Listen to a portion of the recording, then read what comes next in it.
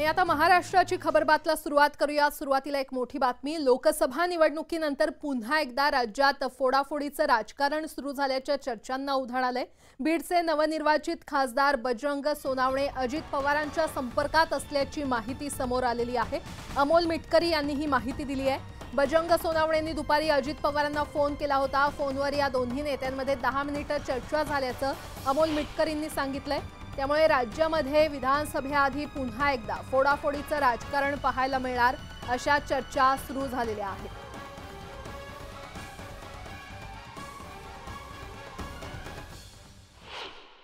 फक्त तुम्ही ट्रेलर बघितला, आता याच्यावर स्पष्टीकरण विरोधकांकडून येणं साहजिक आहे। आम्ही पण वाट पाहतो की ते काय स्पष्टीकरण देतात।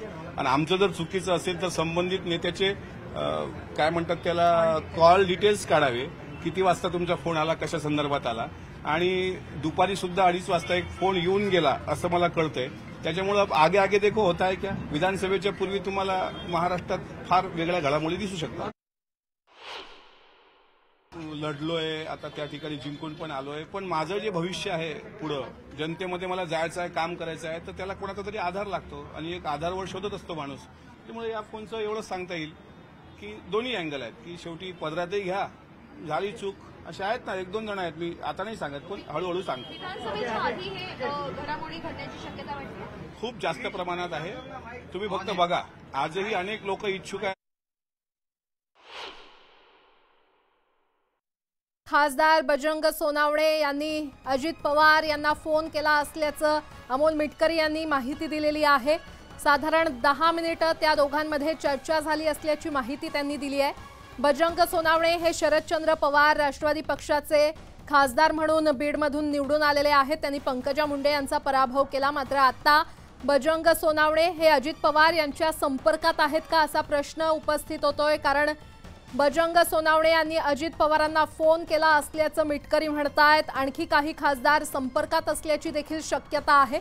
त्यामुळे बजरंग सोनावणे आता खरंच अजित पवारांच्या पक्षात जाणार का याकडे सगळ्यांचं लक्ष लागलंय।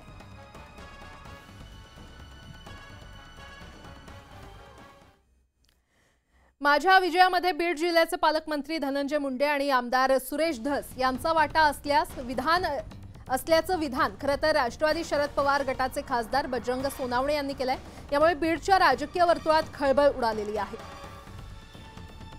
माझ्या विजयाचं श्रेय खरं तर बीड जिल्ह्याच्या जनतेला आहे। मात्र बीड जिल्ह्यातील 2 माणसांचा मी आभार त्यांचे मानणार असल्याचं त्यांनी म्हटलंय।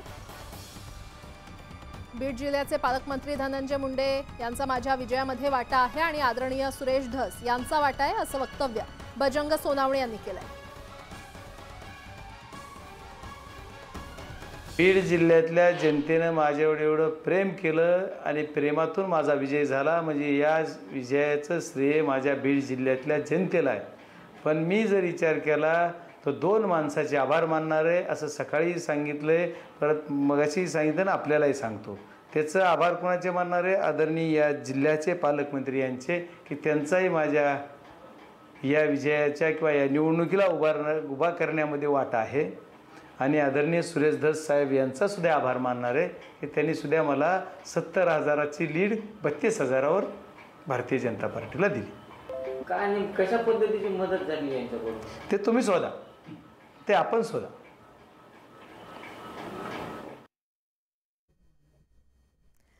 बारामती विधानसभेच्या रणांगणात काका विरुद्ध पुतण्या अशी लढत बारामतीमध्ये होणार का असा प्रश्न विचारला जातोय, कारण बारामतीतून विधानसभेला अजित पवारांविरोधात युगेंद्र पवार उभे राहणार असल्याची चर्चा जोर धरू लागली आहे। मंगळवारी बारामतीमध्ये राष्ट्रवादी काँग्रेसच्या कार्यकर्त्यांनी शरद पवारांची भेट घेतली आणि यावेळी युगेंद्र पवारांना उमेदवारी देण्याची मागणी कार्यकर्त्यांनी शरद पवार यांच्याकडे केली। त्यामुळे बारामतीचे दादा बदलणार का या चर्चांना आता उधाण आलंय। विधानसभेमध्ये आता युगेंद्र पवारांची राजकारणात एंट्री होऊन ते विधानसभेला अजित पवारांविरोधात लढणार का याची चर्चा रंगलेली आहे। सगळीकडे व्यवस्थित काम केलेलं आहे। सगळ्यांची एक विनंती आहे तुम्हाला की युगेंद्रदादांना या त्या आमदारकीला संधी मिळावी म्हणून।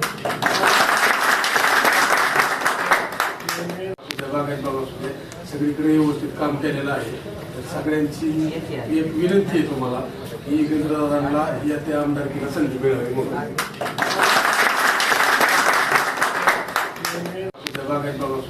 सगळीकडे व्यवस्थित काम केलेलं आहे.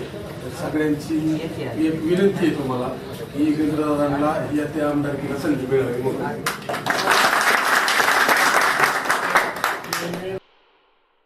साहेबांना आम्ही मागणी केली की आता सुप्रियाताईंच्या प्रचाराच्या वेळेस योगेंद्रदादांची जी सामान्य जनतेशी जोडलेली नाळ आहे ती मजबूत झालेली आणि जनमानसामध्ये योगेंद्रदादांचा जे काम आहे आणि तो जो चेहरा आहे तो समोर येतोय. ही लोकांची मागणी की त्यांना या विधानसभेला तिकीट द्यावं, आमदारकीला तिकीट द्यावं, ही लोकांची मागणी. ही आम्ही दादांचं काम हे साहेबांच्या कानावरती घातलं. तर साहेबांनी आमचं सगळं म्हणणं शांतपणे ऐकून घेतलं आणि त्याबद्दल आम्ही नंतर निर्णय घेऊन कळवू असं साहेबांनी आम्हाला आश्वासन दिलेलं आहे. डायरेक्ट दादा सर्वसामान्य लोकांपर्यंत कनेक्ट झालेले आहेत. त्यांना कुठल्याही भेट घ्यायची असेल तर त्यांना कुठलाही PA नाही, कुठलाही माणूस त्यांच्या मध्यस्थी नाही. डायरेक्ट त्यांना कॉन्टॅक्ट करायचं आणि दादांना भेटायचंय. त्याच्यामुळे मग डायरेक्ट विधानसभा दिली तरी काही अडचण नाही. 108 ते 109 गावांमध्ये आदरणीय योगेंद्रदादा फिरलेले आहेत. त्या 108 गावातील लोकांची नाळ त्यांच्याशी जोडली गेलेली आहे. बाबुर्डी सारख्या ठिकाणी ज्या वेळेस पत्रे उडाले होते घराचे तिथे देखील आर्थिक मदत केली. त्याचप्रमाणे शरीफ फाउंडेशनच्या माध्यमातून आता दुष्काळी भागामध्ये टँकर चालू आहेत आणि तेच काम करत असताना वादा तोच पण दादा नवा ही एक आम्ही सूत्र या ठिकाणी अवलंबलेलं आहे आणि त्याच अनुषंगानं आम्ही त्या ठिकाणी योगेंद्रदादांना बारामती विधानसभाचं तिकीट द्यावं ही विनंती करण्यासाठी आदरणीय साहेबांकडे आलो होतो. दादांचं काम बोलतंय त्याच्यामुळे घाई वगैरे अजिबात काही नाहीये आणि लोकांच्या मनातील उमेदवार आम्ही देण्याचा प्रयत्न करतोय. त्याच्यामुळे आम्हाला तसं काही वाटत नाही की ह्या गोष्टीला घाई होते म्हणून. लोकसभा निवडणुका संपताच महाराष्ट्रात विधान परिषदेच्या शिक्षक आणि पदवीधर मतदारसंघाच्या 4 जागांसाठी निवडणूक जाहीर झालेली आहे आणि या निवडणुकीची प्रक्रिया सध्या सुरू असून 26 जून रोजी मतदान होणार आहे. विधान परिषदेच्या या निवडणुकीतील उमेदवारीवरून शिवसेना ठाकरेंचा आणि काँग्रेसमध्ये वादाची ठिणगी पडली आहे. ठाकरेंच्या पक्षानं कोणतीही चर्चा न करता परस्पर 4ही जागांवर उमेदवार घोषित केल्यामुळे काँग्रेसकडून नाराजी व्यक्त करण्यात येते आहे.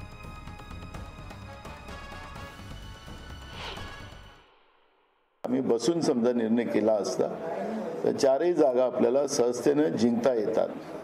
अजूनही काही वेळ गेलेला नाही. उद्या विड्रॉलची आखरी तारीख आहे.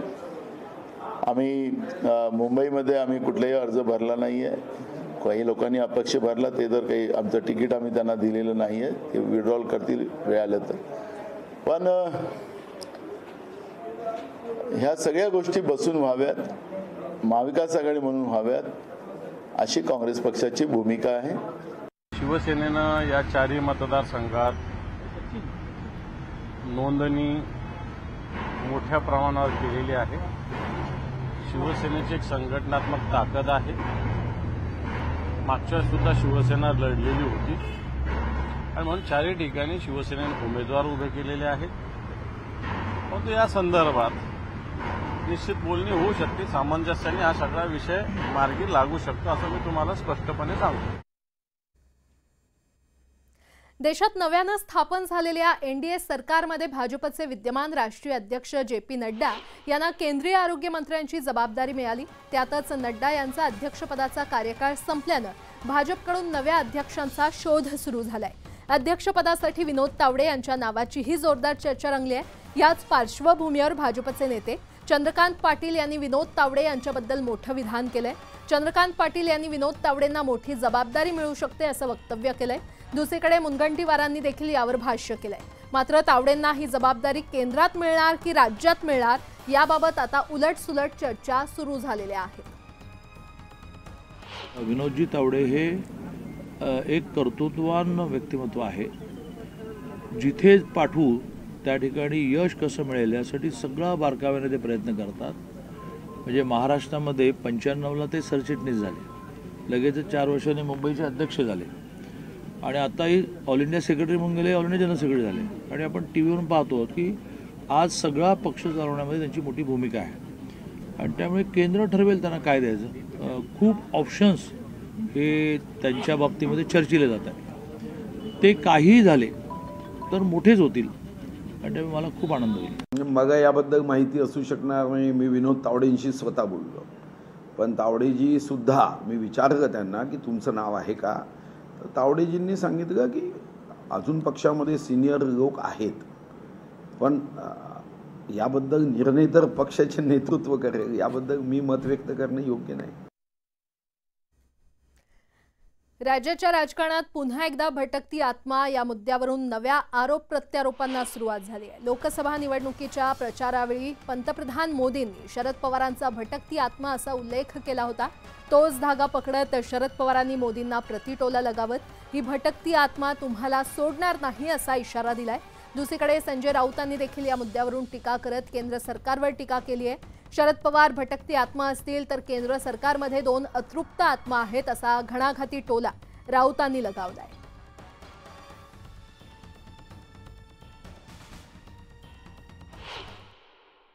कि कुछ भटकती आत्माएं होती है,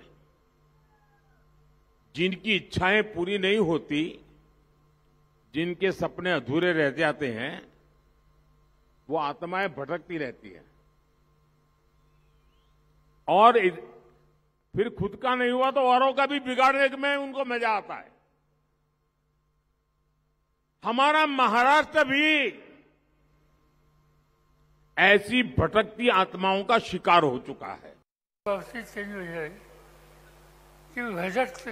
भटकता आत्मा माझ्याबद्दल त्यांनी उल्लेख केला. हा भटकता आत्मा आहे. एका दृष्टीने बरं झालं. त्यांच्या म्हणण्याप्रमाणे आत्मा हा कायम राहतो. हा कायम राहणारा आत्मा तुम्हाला सोडणार नाही, कारण तो कायम त्या ठिकाणी राहणार आहे. ये जो सरकार है, महाराष्ट्र की हो या केंद्र की, खास करके यहाँ पे भटकती आत्मा की बात महाराष्ट्र के चुनाव में बहुत चल रही थी. पवार साहब भटकती आत्मा है, तो उसको उद्धव ठाकरे साहब ने भी जवाब दिया था.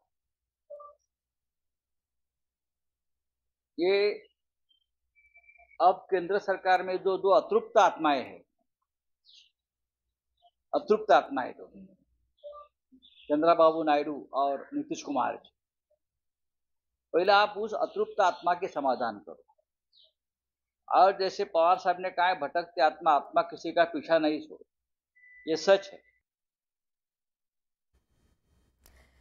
कांदा निर्यात बंदीचा फटका महायुतीला लोकसभा निवडणुकीत बसल्याचं दिसलं. राज्यातील 9 मतदारसंघात कांदा निर्यात बंदीमुळे शेतकऱ्यांचा रोष महायुती उमेदवारांना सहन करावा लागला.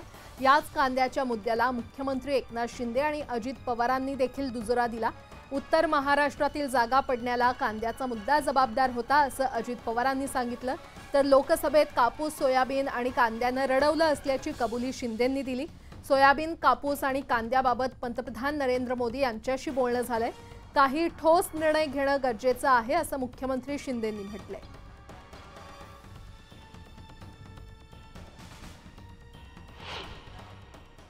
अभी चुनाव में थोड़ा हमको तकलीफ हो गई. ये प्याज की वजह से नासिक की तरफ में प्याज ने रुला दिया. मराठवाड़ा और विदर्भ में सोयाबीन और कपास, इसके वजह से तकलीफ हो गई. दूध के लिए थोड़ा हमारी सरकार ने किया हुआ है. सोयाबीन और कपास के लिए भी हमने 4,500 करोड़ रुपए का प्रावधान किया है, लेकिन आचार संहिता लग गई तो उसको हम लोग अभी अमल में लाएंगे. लेकिन अभी उस दिन हम प्रधानमंत्री जी से भी बात कर रहे थे कि कैसे ये हमें करना है, प्याज के बारे में निर्णय लेना है. कांद्यानी तर अक्षरशः सगळ्यांना रडवलं. अक्षरशः उत्तर महाराष्ट्रामध्ये रावेर आणि जळगाव जर सोडली तर सगळ्याच्या सगळ्या जागा पडल्या, रवींद्रजी पडल्या. त्याला एकमेव कारण म्हणजे इतर पण कारणं आहेत मी घेतली, पण त्याच्यात कांदा हे महत्वाचं कारण होतं. आम्ही पण त्यांच्याशी त्या ठिकाणी बोलतोय. लोकसभा निवडणुकीत कांद्यावरील निर्यात बंदीचा महायुतीला चांगलाच फटका बसला. केंद्र शासनानं याच्यातून धडा घ्यावा आणि कांदा निर्यात बंदी करू नये, अन्यथा आगामी काळात देखील सर्वच निवडणुकीत शेतकरी एकजूट होतील असा इशारा शेतकऱ्यांनी दिलेला आहे. शासनाने नेहमी लक्ष ठेवायला पाहिजे कांद्याच्या बाजारासाठी, कारण की कांद्याला खर्च जितका लागतोय त्यापेक्षा कांद्याला भाव कमी आहे. त्या जेवढ्या खर्चामध्ये कांदा येतो त्यापेक्षा कमी भाव भेटून म्हणजे शेतकरी हा याच्यामध्ये लॉसमध्येच चालला आहे. त्यामुळं कांदा हा एक असं हे आहे का त्याच्यावर जास्त करून सरकारने लक्ष द्यायला पाहिजे. आणि ह्यावेळेस जे शेतकऱ्यांनी दाखवलं का कांद्यामुळे नाराजी होती ती 100% कांद्यामुळेच नाराजी होती. आणि कांद्याला तुम्ही निर्यात खुल्ली ठेवा, कायमस्वरूपी खुल्ली ठेवा, तुम्हाला कांद्यामुळे तुमचा पण फायदा होणार आहे. यावेळेस शेतकऱ्यांनी एकजुटीने जो केंद्र सरकारला धडा शिकवायचं ठरवलं होतं तो त्यांनी पार पाडला. आता यावरून केंद्र सरकारने धडा घ्यावा आणि राज्य सरकारने हा धडा घ्यावा की यापुढे कांदा निर्यात बंदी ही कायमस्वरूपी उठवली पाहिजे आणि शेतकऱ्यांचे शेतमालाचे भाव हे त्यांना योग्य दराने मिळाले पाहिजे. शेतमालाचे भाव हे केंद्र सरकार जाणून बुजून पाडतं आहे हे शेतकऱ्यांच्या लक्षात आल्यामुळं त्यांना त्याचा फटका हा सोसावा लागला. पश्चिम महाराष्ट्रात कांदा जास्त पिकतो. जर त्यांनी तो जर आवाज उठवला असता कांद्याचा किंवा जर चांगले रेट दिले असते तर कदाचित त्यांचे खासदार निवडून सुद्धा आले असते. तर ती एक त्यांची चुकीच झालेली आहे व ती चुकी करायला नव्हती पाहिजे त्यांनी. लोकसभा निवडणुकीनंतर मनोज जरांगेंनी आता विधानसभा निवडणुकीमध्ये राजकीय ताकद दाखवण्याची तयारी केली आहे. कारण आमरण उपोषण करणाऱ्या जरांगेंनी आता थेट सरकारलाच इशारा दिल्याचं पाहायला मिळतंय. पाहूयात. नाही, सरकार ह्या विषयामध्ये मनोज जरांगे पाटलांशी संवाद साधणं, त्यांना काही फॅक्ट समजावून सांगणं हे करणारच आहे. बैठका घेऊन निर्णय काढू, दाटोमोठी लाडीगुडी लावत असते मराठ्याला, गोड बोलून ताटा काढायचं काम करत असते. एखाद्या दिवसाचा अंदाज दिसतोय. मग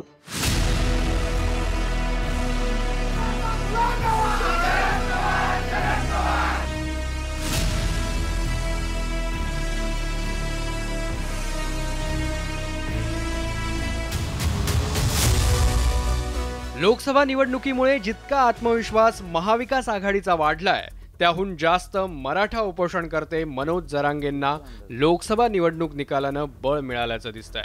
त्याचं कारणही स्पष्ट आहे. लोकसभा निवडणुकीचा निकाल पाहता जरांगेंच्या मराठा आंदोलनाचा थेटपणे 7 लोकसभा मतदारसंघाच्या निकालावर परिणाम झाल्याचं उघड झालंय. ज्यात जालन्यात मराठा मतांचा थेट फटका भाजपच्या रावसाहेब दानवेंना बसला आणि काँग्रेसचे कल्याण काळे विजयी झाले. बीडमध्ये पंकजा मुंडेंच्या पराभवामागे मराठा फॅक्टर अगदी स्पष्टपणे जाणवला, ज्याचा थेट फायदा बजरंग सोनवणेंना मिळाला. परभणीत महायुतीच्या महादेव जानकरांना मराठा मतं विरोधात गेल्यानं फटका बसला आणि संजय जाधवांची सरशी झाली. धाराशिवमध्ये राष्ट्रवादीच्या अर्चना पाटलांचा पराभव आणि ओमराजेंच्या विक्रमी विजयात मराठा मतांचा वाटा मोठा आहे. नांदेडमध्येही प्रतापराव चिखलीकरांच्या पराभवामागे मराठ्यांची नाराजी आहे, ज्याचा थेट फायदा वसंत चव्हाणांना मिळाला. हिंगोलीत शिवसेनेच्या बाबूराव कदम कोहळीकरांना मराठा मतांचा झटका बसला आणि नागेश पाटील आष्टीकरांचा विजय सुकर झाला. अहमदनगर दक्षिणमध्ये भाजपच्या सुजय विखेंच्या पराभवात आणि निलेश लंकेंच्या विजयात जरांगे फॅक्टर दिसला. यासोबतच राज्यातल्या इतर मतदारसंघातही कमी अधिक प्रमाणात मराठा आंदोलनाचे पडसाद उमटल्याचं पाहायला मिळालं. त्यामुळे आता मनोज जरांगे राजकीय पक्षांना आव्हान देऊ लागले आहेत. आपल्या आमरण उपोषणाच्या 4थ्या दिवशी जरांगेंनी सत्ताधाऱ्यांना थेट इशारा दिला. आमरण उपोषण कठोर चालू आहे. बैठका घेऊन निर्णय काढू, दाटोमोठी लाडीगुडी लावत असते मराठ्याला, गोड बोलून ताटा काढायचं काम करत असते. एखाद्या दिवसाचा अंदाज दिसतोय. मग एकीकडून म्हणायचं आम्ही तातडीनं मार्ग काढतो आणि इकडं कठोर आमरण उपोषण सुरू आहे. तातडीनं मार्ग काढतो म्हणायचं, 5-5 दिवस होऊ द्यायचे. म्हणजे याला डाव सुद्धा असू शकतो असं वाटतं. मराठा आरक्षणाची मागणी ही तशी जुनीच आहे. पहिल्यांदाच 1982 मध्ये अण्णासाहेब पाटलांपासून सुरू झालेल्या मराठा आरक्षण आंदोलनाची धुरा अंतरवलीतील लाठीचार्ज नंतर 2023 मध्ये मनोज जरांगेंच्या हाती आली. लोकसभा निवडणुकीआधी तापलेलं आंदोलन ऐन निवडणुकीत शांत झालं खरं, पण मराठा मतदारांनी लोकसभेच्या निकालातून आरक्षणाची धग अजूनही कायम असल्याचं दाखवून दिलं. या निकालातून जरांगेंना त्यांची राजकीय ताकदही दिसल्यानं जरांगे आणि मराठा संघटना सातत्यानं केवळ सत्ताधारीच नाही तर विरोधी पक्षांवर दबाव वाढवत आहेत. विजय वडंटीवारला बी पाडेन, सगळे काँग्रेसचे सीट बी पाडायला लावून मराठा नाही ते आता चिडाचिडी होता कामा नाही. त्यासाठी आपल्याला काय करता येईल ते बघा.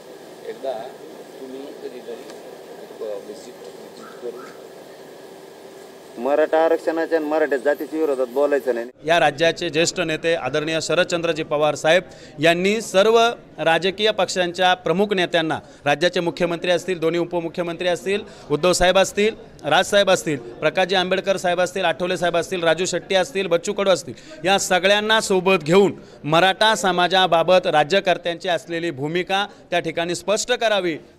मराठा मतांनी लोकसभेत भाजप आणि महायुतीची साथ सोडल्याचं स्पष्ट आहे. सत्ताधारी नेतेही काही प्रमाणात ते मान्य करतायत. आता लोकसभा निकालाच्या संदर्भानं विचार करता विधानसभेतही जरांगे फॅक्टर जाणवला तर मोठा फटका बसण्याचा धोका आहे. जरांगेंच्या लोकसभेतील परिणामांचा विचार करता 7 मतदारसंघ गृहीत धरले तरी 1 लोकसभा मतदारसंघात 6 विधानसभा मतदारसंघ असतात. त्यानुसार 7 लोकसभा मतदारसंघ म्हणजेच 42 विधानसभा मतदारसंघ होतात.